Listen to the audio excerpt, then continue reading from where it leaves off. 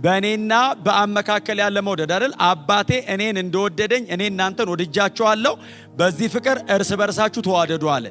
አብ ኢየሱስን በወደደበት ፍቅር ጎን ለጎን ተዋደዱ አለ።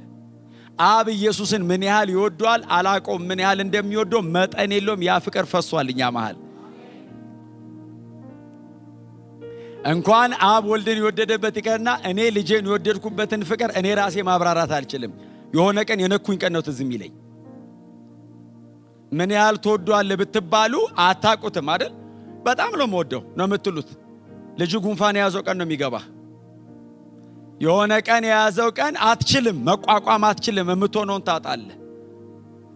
አብ ልጁን የወደደበትን ያንን ፍቅር እኔ ደግሞ አባቴ በሚወደኝ መጠን እናንተን ወድጃችኋለሁ፣ እናንተ ደግሞ እርስ በርሳችሁ በዚህ ፍቅር ተዋደዱ፣ በዚህ ፍቅር ኑሩ።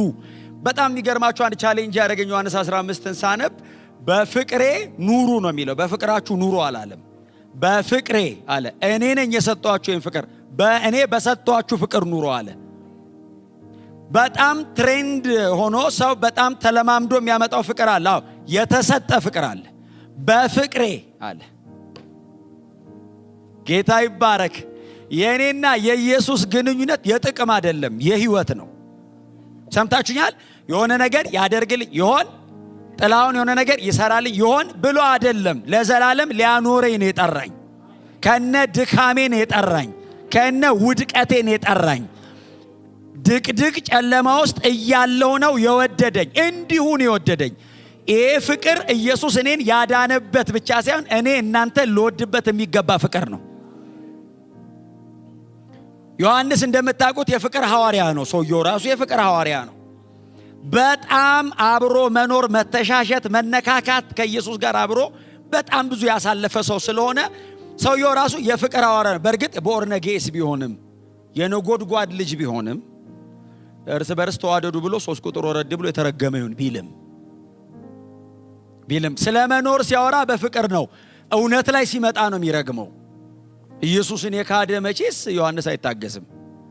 ጌታ ይባረክ። ቸርች ውስጥ ግን ፍቅር ነው አይደል? ስለ ፍቅር ነውና ጳውሎስ ስለ ቆላስያስ ቸርች አንዱ በጣም የሰማኑ ትልቅ ኳሊቲያችሁ በመንፈስ የሆነ ፍቅር አላችሁ፣ የተቀበላችሁት የተካፈላችሁት ፍቅር። ኤጳፍራ መጥቶ ስለ ቆላስያስ ቸርች ለጳውሎስ ሲነግረው ይዋደዳሉ አይደለም ያለው፣ ከእግዚአብሔር በተሰጠ ፍቅር ይኖራሉ አለው። እና ይሄ ፍቅር ቅድም እንዳልኳችሁ ነው የተሰጠ ነው። ከህብረት የሚነሳ ነው። ትንሽ ነገር ልንገራችሁ እስቲ፣ በጣም ትንሽ ነገር ልንገራችሁ። እኔ ሁል ጊዜ ሳስብ ፍቅር በሁለት አካል መካከል ያለ ግንኙነት ነው አይደል? እና ኢየሱስና እኔን ሳስብ በተለይ ዮሐንስ 15ን ስታነቡ ግንድና ቅርንጫፍ መሃል ያለ ህብረት ነው የኔና የኢየሱስ ህብረት።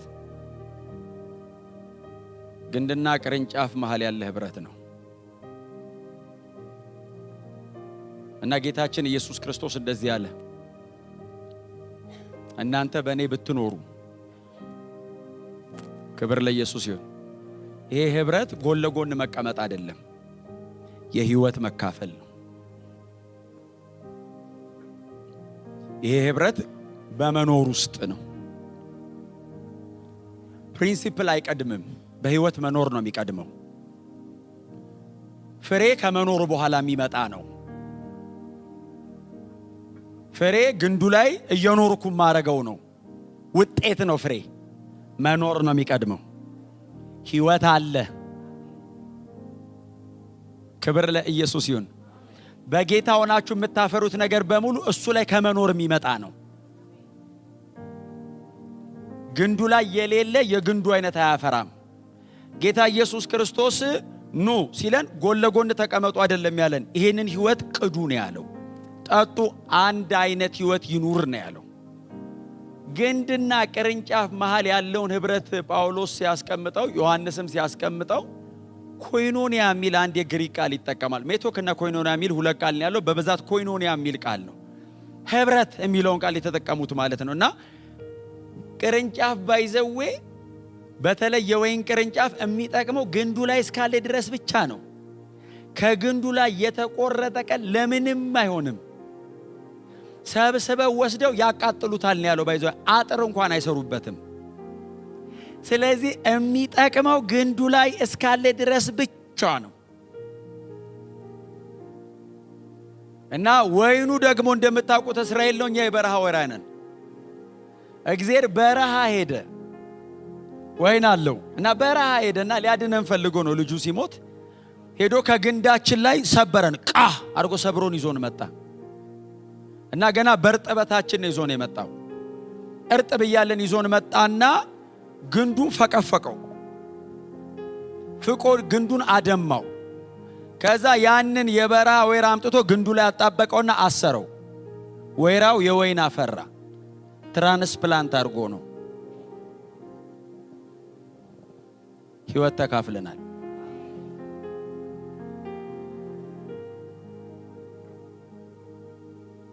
ሕይወት አለ። ጌታ ኢየሱስ እኔ ላይ ኑሩ አለ። እላይ ላይ ሁኑ፣ እኔ ላይ ክረሙ፣ እኔ ላይ ቆዩ አለና በፍቅሬ ኑሩ። እላዩ ላይ አድርጎ ህብረት አስጀምሮ ሕይወት ሰጥቶ ተቀብላችሁ ኑሩ አለ። የትኛውም ቅርንጫፍ የግንዱ አይነት ነው። በጌታ ከሆናችሁ ሌላ ነገር መምሰል አትችሉም። በፍጹም እያከረርኩት አይደለም፣ ልኩ ይሄ ነው። ሰው ቦርን አጌን ከሆነ መምጣት አለበት መልኩ። ጌታን ያገኘ ሰሞን ቶሎ መልኩ አይመጣም፣ እያደር ግን ይመጣል መልኩ። ልጅ የተወለደ ቀን ስታየው ማንን እንደሚመስል አታውቅም። ባይዘው ከአባቱ የተወሰነ ከእናቱ የተወሰነ ወስዷል። በመወለዱ በጣም ደስ ቢልም መልኩ ስለማይመጣ ይለያል ትላል። ይለያል። ደህንነት ሰው ሲማረከው ይለያል ነው የምንለው። ሀፋፍ ነው ኑሮ። እያደር ግን የአፍንጫ ስትራክቸር መምጣት አለበት፣ ከለር መምጣት አለበት፣ ቁመና መምጣት፣ ባህሪ መምጣት አለበት፣ አቲቲዩድ የምትወድና የምትጠላው መምጣት አለበት። ክርስቲያን ስንሆን ክርስቶስን መምሰል ብንመስል ጥሩ ነው የምንለው አይደለም፣ ግዴታ ነው። ልጅ ሲያድግ ታውቃላችሁ፣ በጣም በጣም በጣም የሚያታልል ነገር ልጅ ነው። አንተን ይመስላል፣ እናቱን ይመስላል፣ አንተን ይመስላል፣ ከዛ አክስቱን ይመስላል፣ ከዛ አጎቱን ይመስላል። ከቤተሰብ ግን አይወጣም። ከቤተሰብ አይወጣም መልኩ። ከቤተሰብ ይወጣ ቀን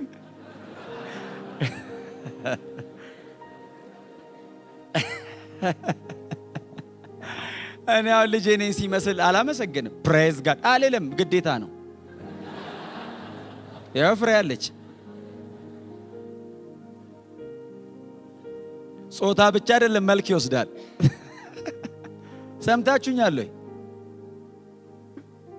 እኔኛ ቤት ሳድግ አባቴ ደስ ብሎ ታሳድጎ በ10 ዓመት የጎረቤት ልጅ በመስል እከሌን የሚመስል ወለድኩ ነው እንደሚለው አባቴን ፈልጎ ወደ ቤቴ ነው የሚልከኝ። ጎናቸው ያለውን ሰው በጌታ ከሆን ክርስቶስን መምሰል ግዴታ ነው በሉት።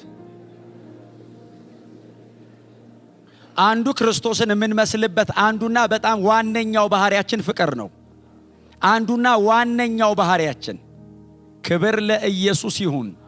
ምንም ሳንፈልግ አጠገባችን ያለውን ወንድማችንን መውደድ፣ ምንም ሪተርን ሳይኖረው አጠገቤ ላለ ወንድሜ ዋጋ መክፈል መቻል። በጣም አምሶሪ በእውነት ነው የምነግራችሁ። ይሄ እናንተ ጋር አለ ብዬ አምናለሁ በጌታ ስለሆንን። ከሌለ ግን ግዴታ መኖር አለበት። እዚህ ላይ በጣም ብዙ አልናገር፣ ግን በእኛ ላይ ሊገለጥ የሚገባ ዋነኛ ባህሪያችን ፍቅር። በመንፈስ ስለሚሆን ፍቅራችሁ ብሎ ከላይ እኮ ስለ ፍቅር አንስቷል። ላስቲክ እኮ ተናግሬያለሁ። በጌታ ላይ ስላላችሁ እምነት ብሎ ለቅዱሳን ስላላችሁ ፍቅር እኮ ብሏል። መጣና እዚህ ጋር ቁጥር 8 ላይ ደገመው። በመንፈስ ስለሚሆን ፍቅራችሁ በስቶላታል እቺ ቤተ ክርስቲያን፣ በመካከሏ አለ። አንደኛ ዮሐንስ ላይ አንድ ቃል አለ፣ እሷ ልንገራችሁ። አንድ ቃል አለ።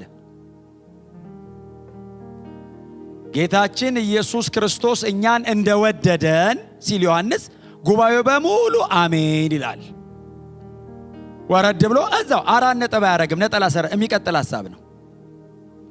አጠገቦችን ያሉ ወንድሞቻችንን ልንወድ ይገባናል ሲል ጉባኤው የዛን ቀን እንጸልይበታለን። ጌታ እኛን እንደወደደን ሲል አሜን ካልክ አጠገባችን ያለውን ወንድሞቻችንን እንወዳለን ይላል። ቀጥሎ በምን መጠን? ኢየሱስ እኔን በወደደበት መጠን። እዚህ ቤት የተገናኘ ነው፣ ግን አንድ ቤተሰብ ነን። ከተለያየ ቦታ ነው የመጣችሁት። ምናልባት ብዙዎቻችሁ ላትተዋወቁ ትችላላችሁ፣ ግን አጠገባችሁ ያለውን ሰው የክርስቶስ ፍቅር ፈሶልኛል በሉት። ክብር ለኢየሱስ ክርስቶስ ብቻ ይሁንለት። ከዛ በኋላ ነው ጳውሎስ ይህንን ከሰማንበት ቀን ጀመርን ይላል። ይህንን በእናንተ መካከል ከመንፈስ የሚሆን ፍቅር እንዳለ ስሰማ በቃ ጸሎት ጀመርኩ አለ። እግዚአብሔር የሚጨምረውና የሚያበዛው ነገር በእናንተ መካከል እንዲኖር እየጸለይኩ ነው። አሁን ተንበረከኩ አለ።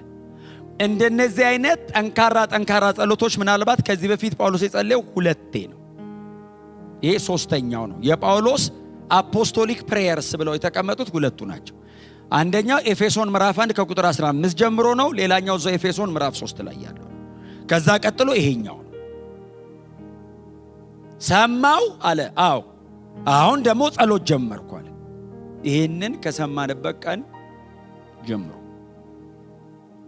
እግዚአብሔር የፈቃዱን ዕውቀት እንዲያስታውቃችሁ ደግሞ እየጸለይን ነው አለ። ጨመርኩ አለ ጸሎት።